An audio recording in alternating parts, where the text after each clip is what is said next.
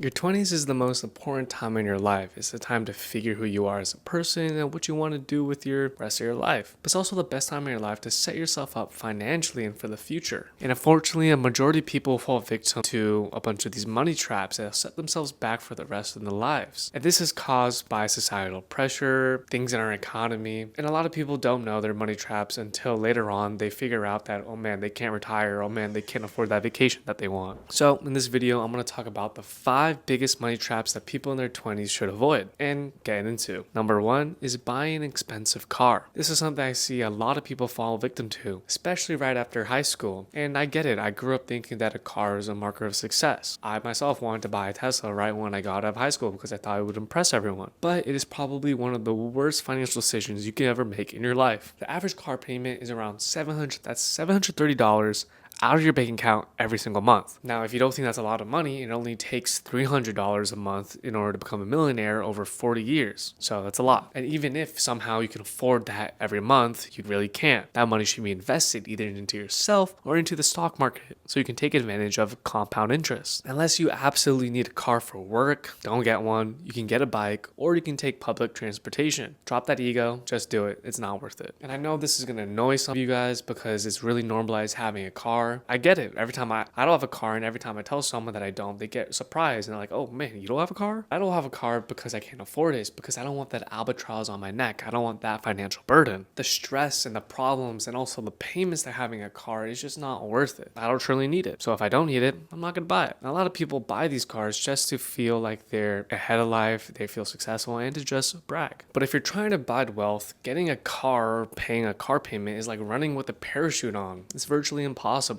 So drop your ego, suck it up, and take the bus. Number 2 is renting an apartment and moving in by yourself. Now, I totally get this. In college, you get your first taste of independence, and the last thing you want to do is move back to your parents. I totally get it. I know a lot of people, my friends, and me myself, I feel the exact same thing. But this desire to be independent and to not, quote unquote, feel like you're moving backwards will trap you into a higher cost of living than you really need. Rent nowadays is $1,500 or even $2,000. It's crazy. The cost of living is just keep going up, and I'm sure you can't afford it. But what if you really can't afford it? Maybe you got a nice job, or maybe your parents are helping you out. You got to think about the future potential of the money. Again, as I mentioned earlier, just $300 a month over 40 years into an index fund will make you a millionaire. Imagine what that $1,500 will do. You got to think about the long-term investing. So imagine if you moved back with your parents, used the bus, and invested all that extra income. You would be leagues ahead of your peers and you would retire years earlier. And you'd also not feel all that financial stress. $1,500 a month is crazy, and that's really just like the average rent. Number 3, buying name brand items. 99% of the time, you're just paying for the brand. It's all marketing. Everything is really just made in the same factory. The reason why you gravitate towards the Gucci or the Supreme is because of the status that it gives you. The brands tell society and yourself that you're worth more, and that's not really something that you should be looking at. Clothes don't make the man. The desire to impress others will only stunt your wealth building journey. There's no point in doing that. The goal is to be rich, not look rich. And number 4 is eating out. And that's something very close to me because I used to all the time. But eating out can seem small, but it can build up very quickly. $10 a week may not seem like a lot. Over a year, kind of is. It is almost always worth it for the average person to learn how to cook. This is an essential skill that you need to have if you want to be independent. You need to learn how to self-sustain yourself without breaking the bank, and you also need to learn how to make do with what you got. The convenience of DoorDash or eating out is just not worth the money. And lastly, and I know you're not going to like it, but it's buying alcohol at bars. Every once in a while, okay, sure. But $14 a shot is always crazy. Trust me, just pregame and you'll save so much more money. Or even better, don't drink at all, just drink water. I heard this quote, and it's going out is borrowing tomorrow's happiness. And it's true. It's also borrowing your future's money. Now, I know you're not going to like this and you may feel some pushback, but if you can avoid these money traps as much as you can, you'll have a bright future. So try your best. If you have any questions, let me know. And of course, till next time.